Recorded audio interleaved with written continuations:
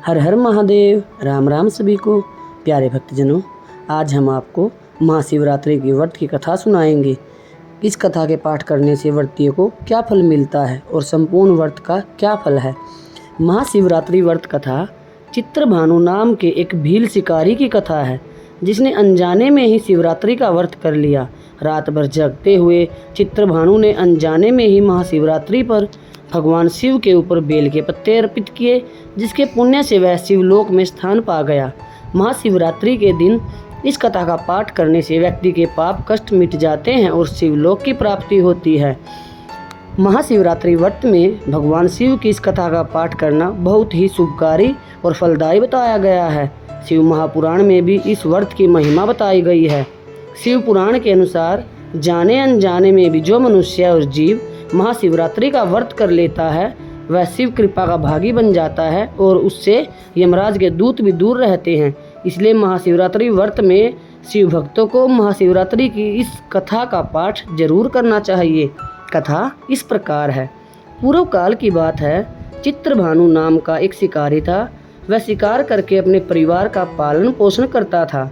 उस शिकारी पर साहूकार का काफ़ी कर्जा था, लेकिन वह उसका कर्ज समय पर नहीं चुका पाया। फिर साहूकार ने शिकारी को शिव मठ में बंदी बना लिया।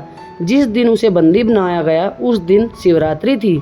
चतुर्दशी के दिन उसने शिवरात्रि व्रत की कथा सुनी और शाम होते ही साहूकार ने उसे अपने पास बुलाया और ऋण चुकाने के बारे में कहा। उसके बाद वह शिकार की खोज में निकला। बंदी गृह में रहने के कारण वह बहुत भूखा था। शिकार की तलाश में वह बहुत दूर निकल आया। अंधेरा होने पर उसने जंगल में ही रात बिताने का फैसला किया और एक पेड़ पर चढ़ गया। उस पेड़ के नीचे शिवलिंग था, जो बेलपत्र के पत्तों से ढका हुआ था। शिकारी को उसके बारे में जानकारी नहीं थी। पेड़ पर चढ़ते समय उसने जो टहनियाँ तोड़ी वह शिवलिंग पर गिरती रही। इस तरह से भूखे प्यासे रहकर शिकारी का शिवरात्रि का व्रत हो गया और शिवलिंग पर बेलपत्र भी चढ़ गए। रात के समय एक हिरणी पानी पीने तालाब पर आई। शिकारी जैसे ही उसका शिकार करने जा रहा था, तभी हिरणी बोली, मैं गर्भवती हूँ, शीघ्र ही प्रसव करूँगी। तुम एक साथ दो जीवों की हत्या करोगे। मैं बच्चे को जन्म देकर तुरंत तुम्हारे सामने आ जाऊँगी, तब मुझे मार लेना। शिकारी ने हिरणी को जाने दिया। इस दौरान अनजाने में कुछ बेलपत्र शिवलिंग पर गिर गए। इस तरह उसने अनजाने में प्रथम प्रहर की पूजा भी संपन्न कर ली। कुछ देर बाद एक हिरणी उधर से निकली। जैसे ही शिकारी उसे मारने के लिए धनुष बाण चढ़ाया, तो हिरणी ने विनम्रता पूर्वक निवेदन किया, हे शिकारी, मैं थोड़ी देर पहले ही ऋतु निवृत्त हुई हूँ, कामातुर विरहिणी हूँ, अपने प्रिय की तलाश में हूँ। अपने पति से मिलकर मैं तुम्हारे पास आ जाऊंगी। शिकारी ने उसे भी जाने दिया। रात का आखिरी पहर बीत रहा था, तब भी कुछ बेलपत्तर शिवलिंग पर जा गिरे। ऐसे में शिकारी ने अनजाने में ही अंतिम पहर की पूजा भी कर ली। इस दौरान वहाँ एक हिरणी अपने बच्चों के साथ आई।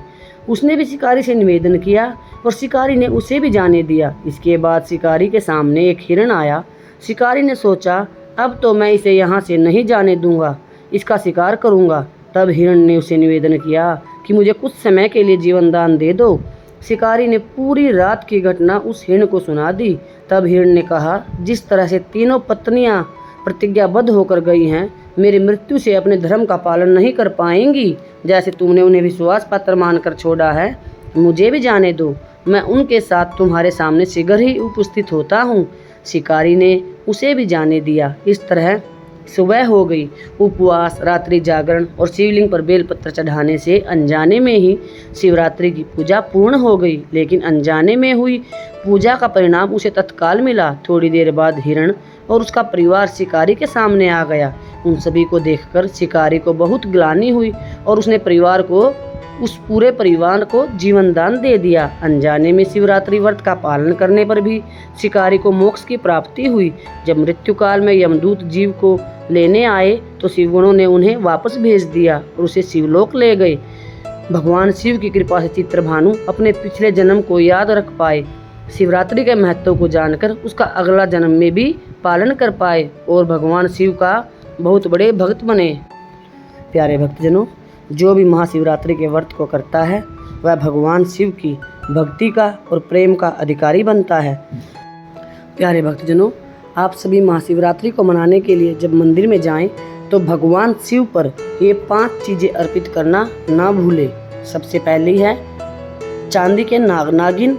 यदि किसी की कुंडली में काल सर्प दोष है तो ऐसे व्यक्ति को महाशिवरात्रि के दिन चांदी के नाग नागिन का जोड़ा शिवलिंग पर अर्पित करना चाहिए।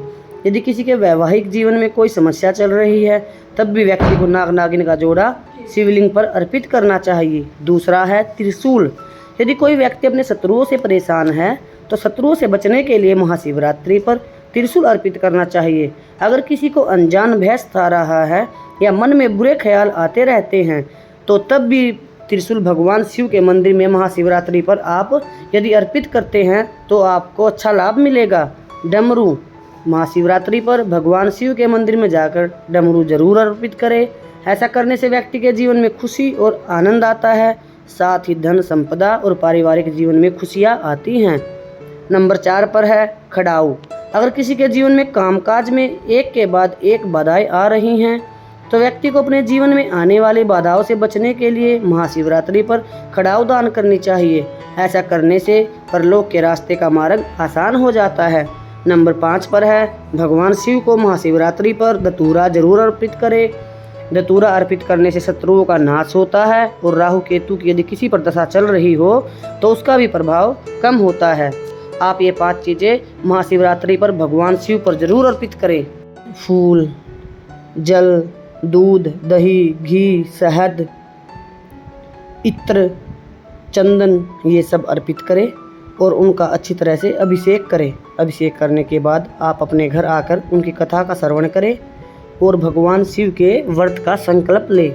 व्रत कथा सुनने के बाद भगवान शिव और माता पार्वती की आरती करें और सारा दिन ओम नमः शिवाय ओम का जाप करें। महाशिवरात्रि के व्रत में आप भगवान शिव के 4 प्रहरों की पूजा अवश्य करें। आप सभी को यह कथा कैसी लगी कमेंट में अवश्य बताएं। हर हर महादेव लिखें। राम राम सभी को। आप सभी का शुक्रिया।